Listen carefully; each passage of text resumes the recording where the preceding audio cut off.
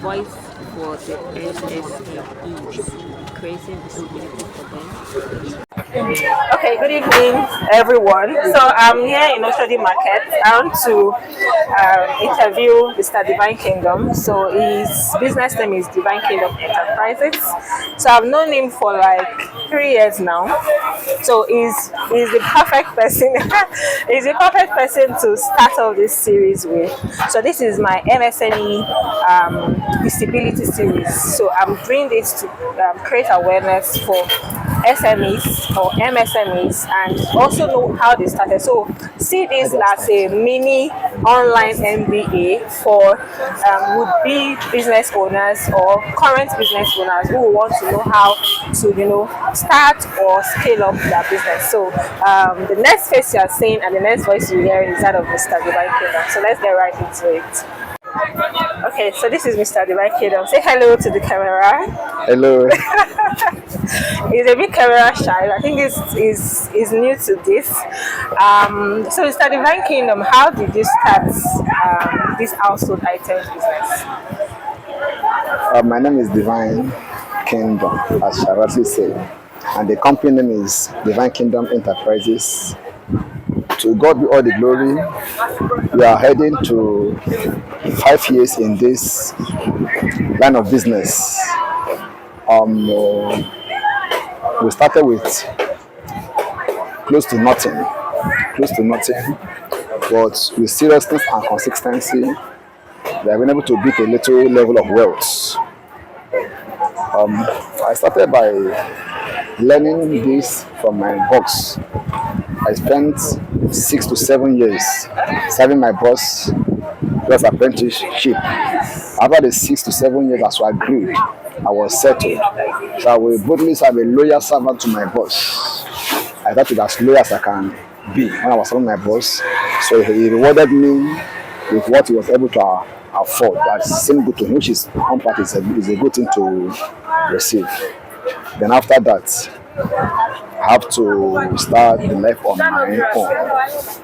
There was seriousness and consistency and determination. I was able to build the little thing my boss gave to me to this level. It has not been easy, it has been tedious, but we refuse to quit because in our persistence lies our success, and in our success lies the success of others. Because at a point we look as if, wow, the day we are with our boss, we are enjoying. We are trying to exchange money for him. But when we become boss of our own, we understand what it takes to control money. Okay. So Mr. Divine Kingdom, I knew your business, or I knew you when your business was like 1/4 of what you currently have in this location. I know you have 2 other locations now. That's 3 locations, but this current location has multiplied like ×4 what it was when I first knew you. So what will you tell someone who wants to start, business, especially someone in this line of business or any business at all? And secondly, what will you tell someone that is in business, whether in this line or another line, that is struggling? Tell them how you were able to overcome these challenges and you have grown your business to multiple locations and this current location to almost ×4. Well, first of all, your analysis is correct. We can't 100%. You say I've known me when it was say half, but now I've go to ×4 or ×5. It's more than ×5. It has gone more than ×5. But you talk based on the data of what I'm saying, which is ×4 to 5. But I've gone more than that. But what I will tell those who want to have plan to start. The most important step is the first step. That is the most important step. Your journey of 1,000 miles, the first step tells a lot. I will give you this easy analysis. Those that work in office, they live a bit comfort life. But if you start something on your own, any effort you put to it, whatever the effort you use to, is for your own benefit. Whatever the effort you use to, is for your own benefit. If the business grows, you are the one growing. That is your own company growing. To an extent, if you are selling pure water, From 1 bag to 10 bag, you are the one growing. So you want to start. It's a good thing to start your own personal business, your own business. Whatever you can find yourself doing, don't be afraid. The only risk that will never invite you to take is taking no risk.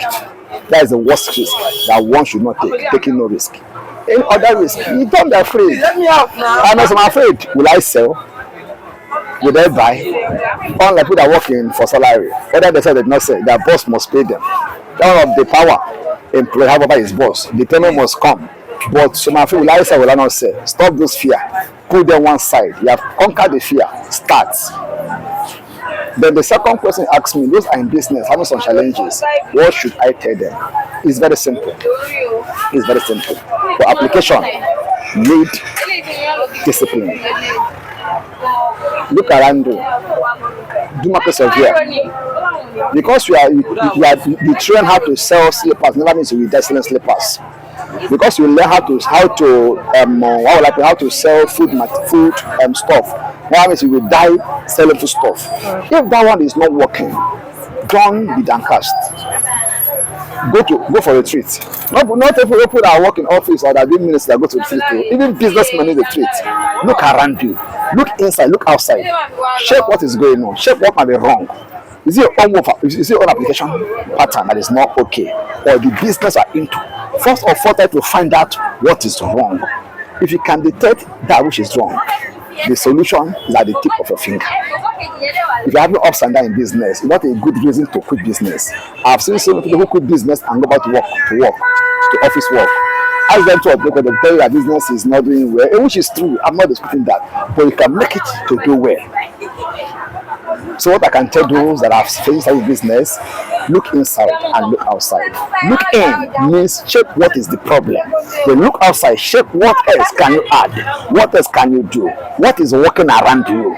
It's possible that you will bring what you learn already, but if it is not working, then check what is working around you.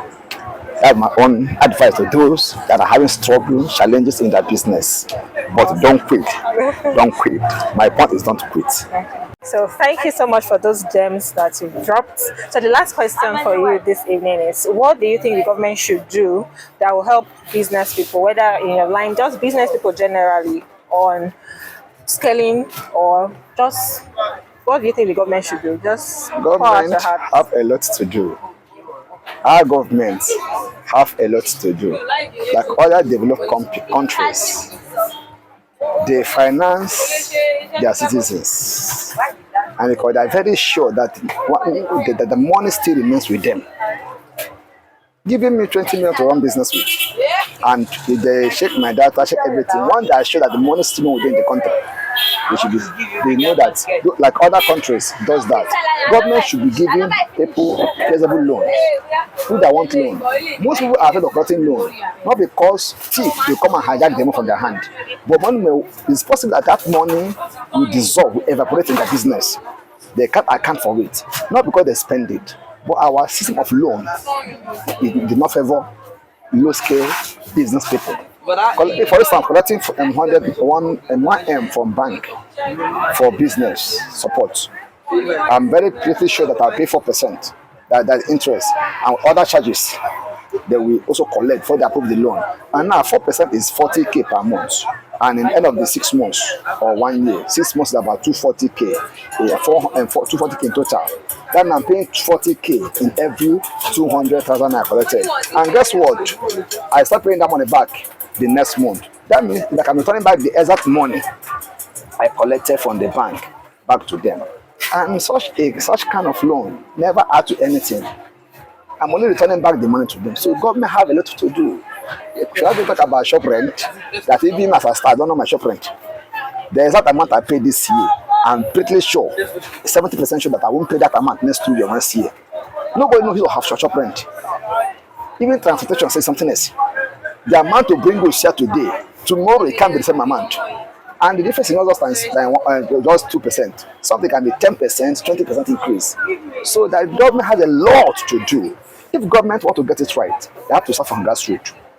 And grassroots not the big businessmen. It's we that have potential, that have zeal to scale high. Government should look deeper. How their effort can affect us. then our own effort we have effect on society.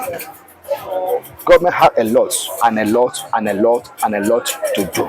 A lot. I can't mention them, but just give example. Okay. Flexible loan goes a long way. So you mentioned loan, you mentioned transportation, you mentioned importation and all of that. So those are very valid. In as much that if it take a long while for government and policy to affect transportation, which is true, but it will take a long while for government policy to affect flexible loan. That is truth. Government policies will affect issue of transportation if they wish, but it might take a long while because they are not magicians. It can be overnight. But I'm sure that their own policy to affect flexible loan might not really take as long as it will take to affect transportation. So please let them start where they can start from. But they have a lot to do. A lot and a lot and a lot. Awesome. I'm sure you do delivery, right? For people that want to order, maybe they see this video and they want any item that you sell. Do you do delivery, home delivery? This is my 4 square wall will not contain me. So I do delivery. I go out. Okay, so people, you've listened, you've learned, and if you want any of these items, he sells household items. So if you want items from the shop, just do well to send a DM or call the phone number on the screen to order your product. So you don't have to come all the way to Oshodi before you can patronize them. So thank you so much for being an amazing host this evening. So amazing guest. I'm the host. Thank you so much for being an amazing guest this evening.